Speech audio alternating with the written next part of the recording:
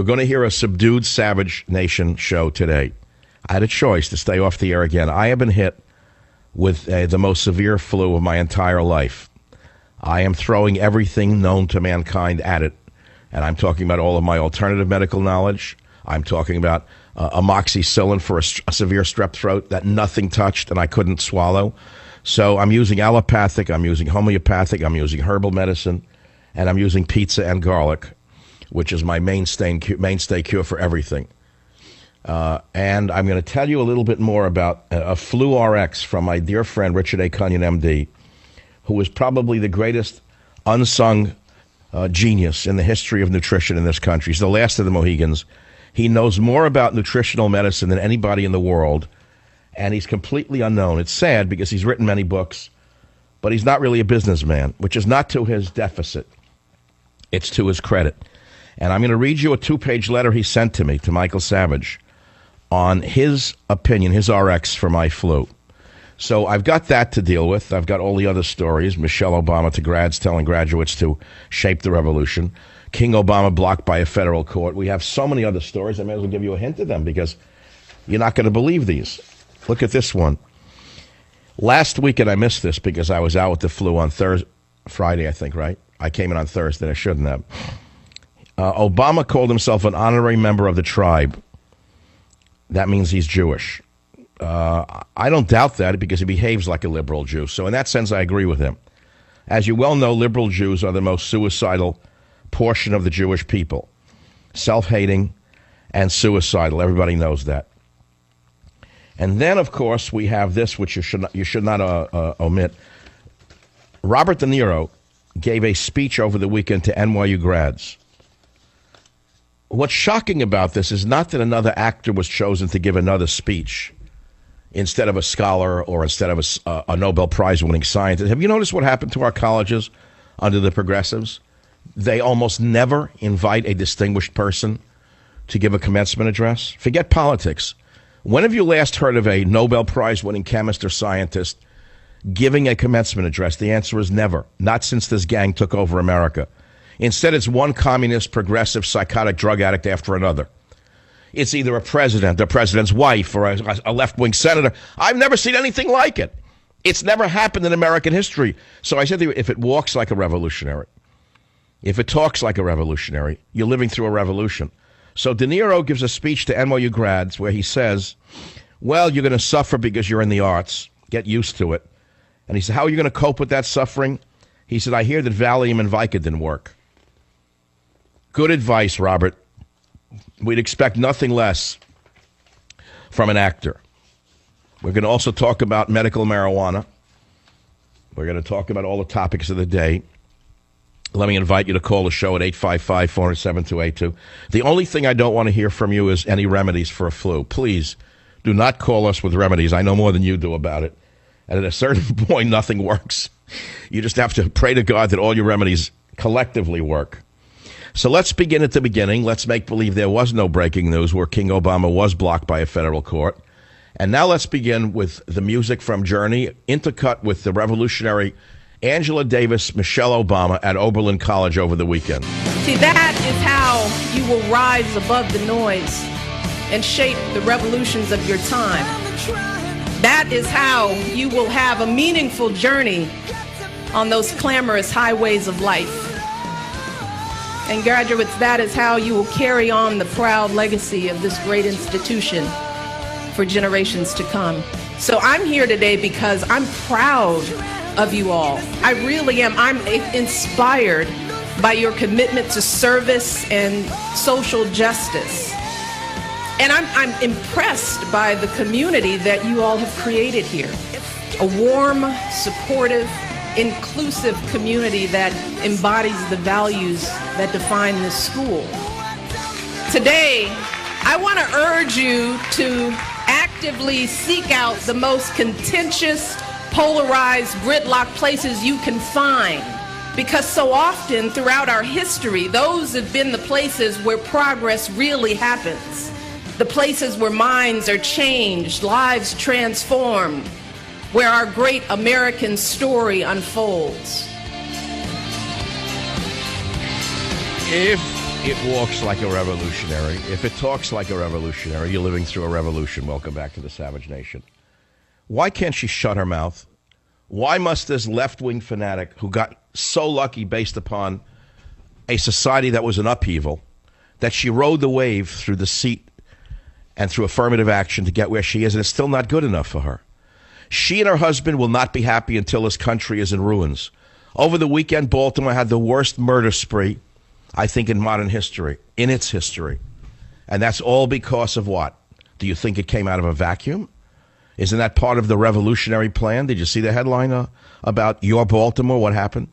Because of Obama holder Al Sharpton. You notice they dummied up Al Sharpton, have you noticed that? You notice they dummied up that rat? Well, they sent him to Guyana for a few weeks on a junket. Where is that rat Al Sharpton? He burned down two cities in the country from his fat mouth, attacking police, supporting the vermin. Where is he? Where's Al Sharpton? Nowhere to be seen.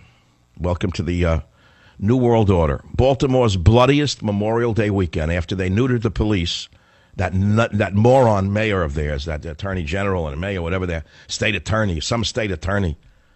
12 dead, 43 wounded in shootings across Chicago over holiday weekend. Do you understand there's a revolution going on in this country? Do you understand the thugs are now roaming the streets, free to roam, because the police have been neutered by the revolutionaries in the White House? Do you understand this? I guess not. And by the way, I know this. This is a fact. Most people are not even home yet this week. They're off this week. Dead as a doornail. They're licking ice cream somewhere. I don't know. They're licking ice cream, walking with the shorts. Mr. and Mrs. John Q. Schmuck. They're on vacation somewhere. Every other day, the children are out of school for another training session. They put the child on Adderall or Ritalin. They take the child on another vacation. The child comes out an incompetent moron who's number 75 in the world in math and science, but he's way up on his lesbian, gay, transgendered, knowledge. He's way up there on LGBT and, global warming. Him and the Pope know as much about global warming as my dog Teddy does. But we had good news today, didn't we? Because a federal court blocked Obama's amnesty for illegal aliens. If you care to join the program on this Helter-Skelter Day, the phone number is 855-400-7282. I'll be right back. Join the Savage Nation. Call now, 855-400-SAVAGE, 855-400-7282. Savage. My Savage Nation is sponsored by SwissAmerica.com. It's the only company I trust to protect my wealth. Call 800-BUY-COIN. The great moments of our history are not decades in our past. They're happening right now, today, in our lifetimes. Just think about the folks who are winning those battles state by state, city by city, to ensure that everyone in this country can marry the person they love. Think about how just 10 years ago, gay marriage was legal and just... I can't listen to her whiny, lecturing voice anymore. I met some people over the weekend. I don't even know if I was out this weekend. I was so sick. Maybe I dreamed it. And one guy said to me, whenever he hears her whiny, her voice, he turns the show off. They won't listen to her. They won't listen to him anymore. They hate them. They're actually hated. You know that they're a hated pair? And if it wasn't for this machine, this billion-dollar machine around them, this propaganda machine, they'll go down in history as the most divisive, hated pair in the history of the presidency. But that's not the important thing. The important thing is they got stopped today. The system seems to be working. It's a very big story. A federal appeals court. Many of you have no faith in the courts. But it happened. Obama's amnesty was punched in the nose today, an hour ago. They upheld an injunction against his deportation ruling. It's the second major legal setback for the revolutionary in the White House, for the revolutionary administration that thinks it can function as a law unto itself. The Fifth Circuit said, not so fast. The judges said that you don't have the power to do this on your own. And you can't rig the system because you don't like the system. Now, there's many different reports on this. Federal appeals court deals blow to President Obama's amnesty, says Stephen Dinan at the Washington Times. The very left-wing Associated Press has a different headline. Court won't lift hold on Obama immigration action. No one knows what that means. You see how how they write a headline that you can't even understand. So if the average moron, let's say, licking an ice cream cone right now at Disneyland, is walking around, he looks into a machine, a machine, or is at an airport and he gets beaten up with CNN News, they don't know what that means. Court won't lift hold on Obama immigration action. They say, well, I guess that's good for Obama. That's all they saw. This shows you the propaganda. But the only one who wrote the correct headline is me, Michael Savage. My headline is King Obama blocked by Fed court, and I have a picture of him on my website as a king, sitting on a royal chair. That's who he thinks he is, a king. That's all. 855-400-7282. What do you want to talk about? My flu prescription? I got to play the Robert De Niro piece. I shouldn't wait on this. So he gives a speech over the weekend at NYU, another institution of lower living that was once a decent school. NYU was always a B school. It was never an A. At one point in its history, it had become a B. It's now fallen back to some level of disrespect in the university community. So who do they pick to give a graduation speech? An actor. All right. They can't pick a scholar. They can't find an alumnus who did something distinguished in a field of science. They have to go to an actor, and he's a fine actor, by the way. I like his acting. His politics are as stupid as the character he plays in the gangster movies. His politics match that of some of the moronic Italian gangsters he plays in some of his movies, whose only answer to anything is beat a person up. So let's listen to Robert De Niro, the genius now, giving a speech at NYU in 25. Thank you for inviting me to celebrate with you today. Tisch graduates, you made it. And you're f***ed. Now, did you hear what he just said? Think about that. Hold it. He had to use the word F word, the F word, to show how cool he is. It's very sad when an old man has to revert to the F word to get the attention of the young potheads in the audience.